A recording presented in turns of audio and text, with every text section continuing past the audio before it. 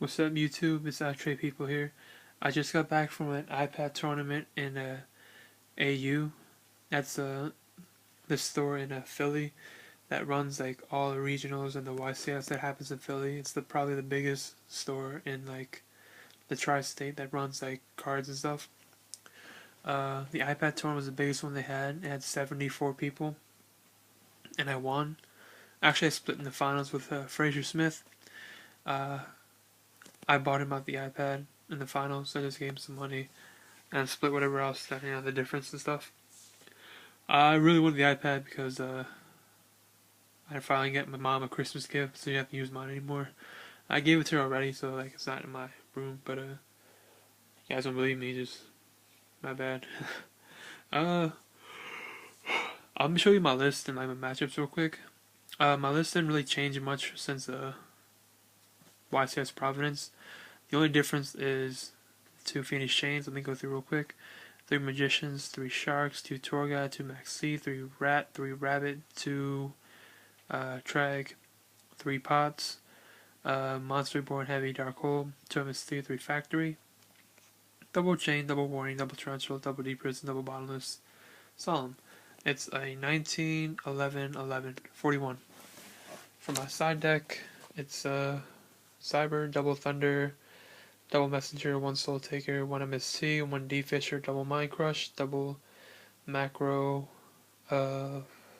Compulse, Dust Tornado, and the exceeds is Adris, Zemaio, Tiris, Dweller, Mace Stroke, Shock, Utopia, Pappy, Zenmains, Silver Mountain, Temtempo, Levier, Leviathan, Giga Brilliant, Zenmighty. There you go.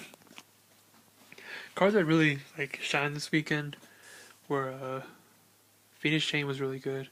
I switched Phoenix Chain in for Compulse. This is my Providence build because since Water, Spellbooks, and Injectors are all gaining popularity, this card hits all those decks, including every deck that Compulsory hits as well, or for the most part.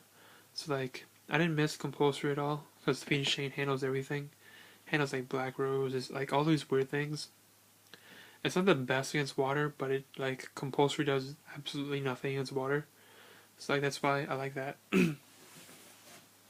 I sided Cyber Dragon without siding Chimera Tech. So there's no space, really. And he's really good when you want to go aggressive. Like against like Water deck. You're really on a clock, so you have to beat them fast. Reasoning for 1 D Fisher and 2 Macro is because I have 3 D Fisher in here, but my friend told me to play Macro and YCS Providence because it has a really it's good against an Insector. So like that's the only difference between the two, I think. Except for one's a trap, and like you can chain it to like Dark World cards. So like everything you side in D Fisher 4 you side Macro in 4. So that's why it's really good. And I just didn't want 3 macros. I just wanted 2 macros and a D Fisher. Just because. Mind Crush is really good against Water because like when they reveal from Megalo, use Ditch. When they go Undyne and grab a Dragoon, anything you Dragoon you ditch. For a Spike you ditch, or Pike. Then 1 Compulsory because I had 2 Soul Taker, but I took 1 off for Compulsory, so I wanted another Trap card. And this is my 15th card. I just put it in for a Water. Dweller was really good. I didn't really make him at all. Let me run through my matchups real quick. I wrote it down. So round 1 I played against the Zector. Game 1 I Shockmastered him. That's always nice to have, So I just won real fast. Game 2 I had Macro.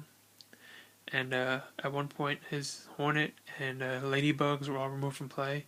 So even got rid of Macro. It'd been a really, really uphill game. So I won. Round 2 I played against my friend Mun Smith. He was playing anti-meta. What I really, really like about this deck is in the anti-meta, all your monsters are more devastating than their monsters. And you play the same traps basically, so they're all 1-for-1 traps. So game 1 was a really, really grind game. And what I ended up doing was double tributing for Trigodia and discarding a wind-up shark to take a face-up Phosphodine on board. And he goes Book of Moon, so he flips his Phosphodine face down. And then he goes Call of the Haunted on Thunder King Ryo right away. Because I had a wind-up factory and wind-up rabbit on board. So then I go Bottomless Trap Hole to response of Call of the Haunted. He goes Forbidden Dress. So now the board is my wind-up rabbit that's removed from play from the Call of the Haunted on Thunder King on the, my factory. So the monsters is his face-up Thunder King, his face-on Phosphodina, and my Trigodia. It's like 20 turns in because we both had a lot of cards. So I go Dark Hole, kills everything but Thunder King. I go Reborn my Trigodia, ditch Wind-Up Shark to take Thunder King, and then I just won with Wind-Up Rat. So round 3, I played against Alexander Flamer. It was a wind-up mirror match. I really like the mirror match. It's just, I feel comfortable with it. I know what to expect. I know what to maxi. I feel like everyone who just plays wind-up for a long time just know that. And I won. It was a good game. Dragged me out to game 3. I had to make solo Silver Mountain play. Round 4, I played against Steve Silverman. I don't know. I guess I have his card or something. Like every time we play, he gets the absolute worst hands possible. It's just like unplayable hands. So I feel bad though, but I won. Round 5, played against Sean McCabe. He was playing wind-ups, and he absolutely destroyed me. Like, it was like 4 turns each game. My hands were just so butt compared to his, but it was all good. Round 6, I played against Heroes. I always feel that wind-ups can outpace Heroes by a lot, because they just can get so many turns ahead. So I had an inherent good matchup, so I won. Round 7, and the last round of the tournament, I played against Jerry Williams. I haven't played him since like the finals of a laptop tournament back during zombie format, like Diva zombie format. So it was years ago. So game 1, we rolled dice. He rolled a 3 on 2 dice. I'm like, yes, I go first. So I rolled and I rolled a 2. So that's what I get for being over cocky. Then game 1, he sets 2 back row. I draw. My hand was like 4 traps, a wind-up factory, and wind-up rabbit. So it's like, alright, if I won first, it was like an auto win. So I summoned rabbit. He goes Solemn Warning. So I just sort of lose.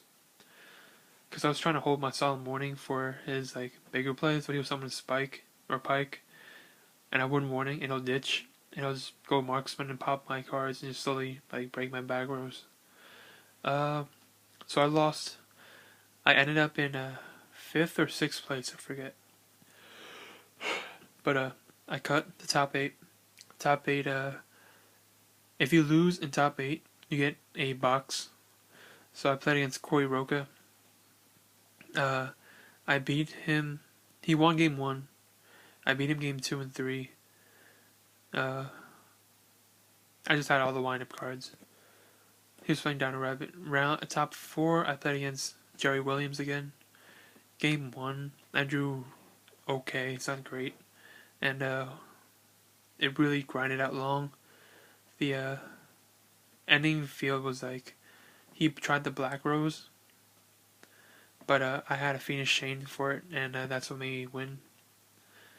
So I like Potter Avarice, so it was really good. Game 2, I lost real fast, I think. In game 3, I drew the best combo of all day. I drew D Fisher, Magician, Shark, Solemn Warning, so he had no outs possible. And in finals, I split with Frazier Smith. So all in all, I'm happy about it. I got an iPad and a whole box, so that's really nice. So thanks guys. This is iTrade People. I think I'm gonna go to sleep now. It's really tiring. See ya.